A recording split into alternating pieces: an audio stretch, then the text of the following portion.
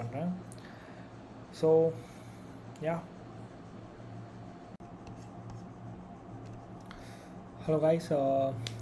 நான் அப்போ வந்து பாஸ் பண்ணியிருந்தேன் அந்த வீடியோட கண்டினியூஷன் தான் என்னால் எடுக்க முடிஞ்சிச்சு, பிகாஸ் இது சீக்கிரமாக முடிஞ்சிடுச்சு. ஓகே,